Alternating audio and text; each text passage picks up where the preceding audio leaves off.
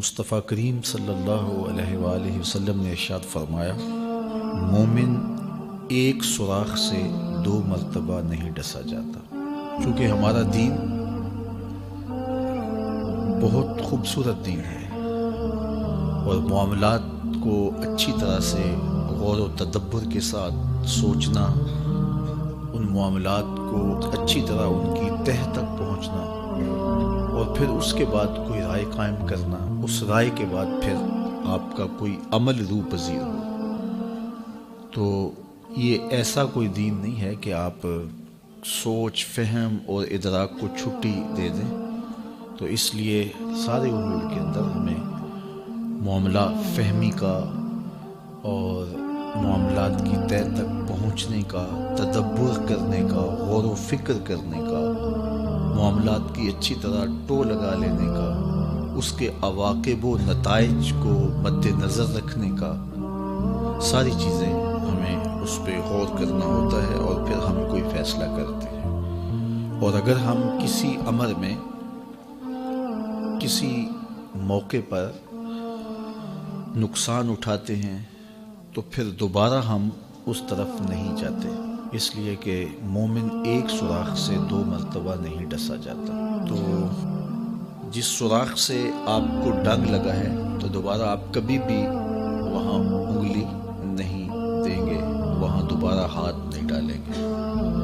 تو زندگی کے تجربات سے فائدہ حاصل کرنے کی اس حدیث میں تلقین ہے کہ زندگی کے اندر جو مشاہدات آپ کے سامنے آتے ہیں اس سے نگاہیں نہیں چرائی جا سکتی، ان سے نظریں نہیں ہٹائی جا سکتی۔ تو جو آپ کے مشاہدات ہوں، جو آپ کے تجربات ہوں اور جو چیزیں آپ نے دیکھی بالی ہوں اور اس کے نتائج اور عواقب آپ کی نگاہوں میں ہوں، تو دوبارہ اس کا آپ ارتکاب نہیں کرتے۔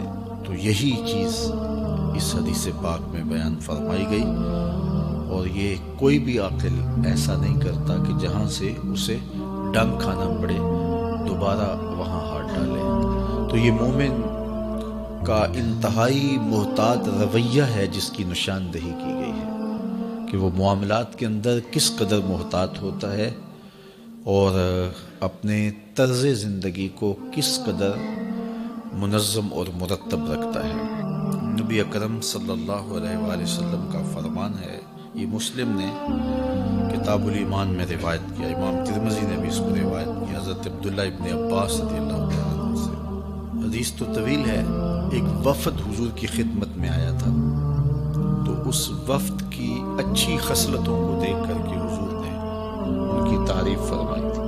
کہا کہ اب یہ وفد عبد القیس جو آیا ہے، ان کے اندر 2 خصلتیں ہیں جو اللہ اور اس کے رسول کو بہت پسند ہیں۔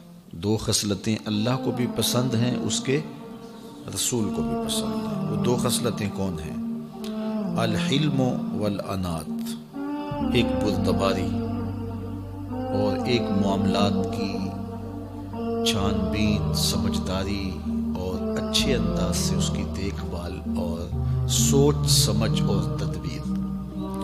تو کہا یہ وہ جو چیزیں ہیں 2، یہ اللہ کو بھی بڑی محبوب ہیں، اللہ کے رسول کو بھی بہت زیادہ محبوب ہیں۔ حضرت سہل بن سعد الساعدی رضی اللہ تعالی عنہ سے مروی ایک روایت ہے، رسول کریم صلی اللہ علیہ وآلہ وسلم نے ارشاد فرمایا کہ معاملے کو سمجھ کے تسلی بخش نتیجے تک پہنچنے کے بعد اس کام کو کرنا، سوچ و بچار کرنا، اس کی تدبیر کرنا، اس کے عواقب و نتائج کو دیکھنا، یہ اللہ کی طرف سے کسی شخص کو عطا ہوتی ہے۔ والعجلۃ من الشیطان، اور جو عجلت ہوتی ہے یہ شیطان کی طرف سے ہوتی ہے۔ حضرت نبی رحمت کا ایک فرمان اور سنیے جو انہی احادیث کی تشریح ہے، جو حضرت انس رضی اللہ تعالی عنہ سے مروی ہے۔ کہتے ہیں کہ ایک شخص حضور کی خدمت میں عرض گزار ہوا، اوصنی، حضور مجھے وصیت کیجیے، مجھے کوئی وصیت کیجیے۔ مختلف اوقات میں مختلف لوگوں نے حضور سے وصیت طلب کی ہے، آقا کریم علیہ السلام نے مختلف اوقات کے اندر مختلف لوگوں کو مختلف جواب دیے. کسی نے کہا مجھے وصیت کیجیے تو کہا اوصی کا بتقوی اللہ، میں تمہیں اللہ سے ڈرنے کی تلقین کرتا ہوں. کسی نے کہا مجھے وصیت کیجیے تو فرمایا کہ غریبوں کے پاس بیٹھا کرو. کسی نے کہا مجھے وصیت کیجیے تو اس کو حضور علیہ السلام نے فرمایا معاملات کے اندر میانہ روی سے چلا کرو. مختلف مواقع پہ مختلف لوگوں کے پوچھنے پر جواب مختلف دیے. سوال ایک تھا، جواب مختلف ہوئے. سب کا سوال یہ تھا اوصنی، مجھے وصیت کیجیے. ہر ایک کو الگ الگ وصیت حضور نے فرمائی ہے. اس کی کیا وجہ؟ حکیم حاذق سے جب کوئی علاج پوچھتا ہے تو ہر ایک کو ایک ہی گولی نہیں دیتا. اسے پوچھنے والے کی نبض کا پتہ ہوتا ہے، اس کے چہرے سے پہچان لیتا ہے اس کا مرض کیا ہے، اس کو دارو کون سا دینا ہے. تو جس نے بھی وصیت حضور سے پوچھی، نگاہ رسالت مآب نے جان لیا کہ اس کا علاج کس میں ہے، تو وہی علاج تجویز فرمایا. تو جو کسی نے سوال کیا اور اس کی جو ضرورت تھی، نبی رحمت صلی اللہ علیہ وآلہ وسلم نے اسی ضرورت کو پیش نظر رکھتے ہوئے اس کو وصیت فرمائی. مجھے کوئی وصیت کے بارے پوچھتا ہے تو میں سوچ میں پڑ جاتا ہوں کہ اس کو کیا کہوں. تو لیکن اللہ کے محبوب سے کوئی پوچھتا تو حضور کے سامنے لوگ بالکل واضح تھے، شفاف آئینوں کی طرح حضور کے سامنے ہر ایک کا عکس تھا کہ اس کو کیا چاہیے، اس کو مرض کیا ہے، اس کا علاج کیا ہے، اس کو شفا کس دارو سے ہوگی. تو پھر آقا کریم ایسے ہی اس کو جواب ارشاد کرتے. اللہ اکبر. تو اس نے عرض کی یا رسول اللہ صلی اللہ علیہ وسلم مجھے وصیت کیجیے. تو حضور نے ارشاد فرمایا ذل امر بالتدبیر، معاملے کو غور و فکر کے ساتھ دیکھو، معاملات کی تدبیر کرو، معاملات کی منصوبہ بندی کرو. جب کوئی بھی کام کرنا چاہو تو اس کی منصوبہ بندی کرو، پوری طرح سے اس کے عواقب و نتائج دیکھو اور اس کی اچھی تدبیر کرو. اور اگر تم سمجھو کہ اس کا نتیجہ اچھا نہیں ہے اور یہ کام، یہ مشق نتیجہ خیز نہیں ہوگی، تو پھر فرمایا اس کام کے کرنے سے رک جاؤ. کتنی خوبصورت حضور کی نصیحت تھی. اور ماقبل جتنی حدیثیں 2 یا 3 آپ نے سماعت کی ہیں، ان کی یہ حدیث تشریح ہے کہ حضور نے وصیت کرتے ہوئے فرمایا کہ جب کوئی بھی کام کرنا چاہو، وہ دنیا کا کام ہو یا دیگر کوئی تمہارا امور دین میں سے ایسا کام ہو، غیر منسوس کام ہو. ایک ہوتا ہے منسوس کام.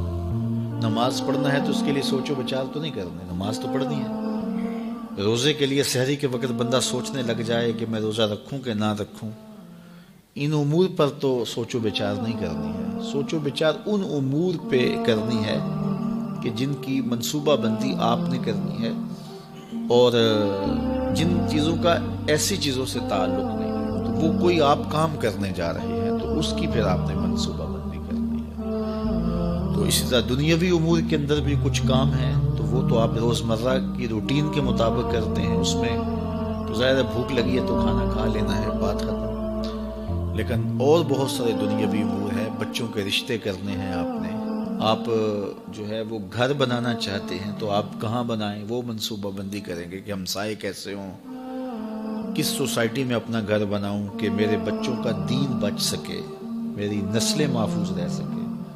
کاروبار کرنا ہے تو کون سا کاروبار کروں، اس میں تمام پہلوؤں پہ غور کرنا ہوگا کہ ایسا کاروبار نہ ہو کہ جس میں ایسا کھب جاؤں کہ میرے پاس دین کے لیے بھی وقت نہ ہو اور اتنی مصروفیات مجھے گھیر لیں کہ میرے لیے 5 گانا نماز کی فرصت بھی نہ ہو. وہ منصوبہ بندی کرنی، دیکھنا ہے میرا فائدہ کس میں ہے، میرے جسم کو راحت کہاں ہوگی، میرا دین کیسے بچے گا، میں اپنی اولاد کو وقت دے پاؤں گا یا نہیں دے پاؤں گا.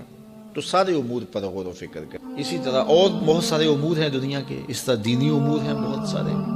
آپ دینی کوئی کام کرنا چاہ رہے ہیں تو فیلڈ کے اندر بہت سارے منصوبہ جات آپ کے لیے کھلے ہیں، کشادہ ہیں. آپ نے اختیار کرنا ہے تو آپ اپنی رجحان طبع دیکھیں، میری طبع کا رجحان کیا ہے. رجحان طبع کے مطابق آپ کام کریں گے تو آپ کے لیے کام کرنا آسان ہوگا. ایک شخص فطرتاً مدرس ہے لیکن وہ مقرر بننے کی کوشش کرے گا، تو چونکہ وہ فطرتاً مقرر نہیں ہے تو خام خواہ ایک مشقت میں پڑے گا تو اس کو اپنی صلاحیتوں کو ادھر لگا دینا چاہیے۔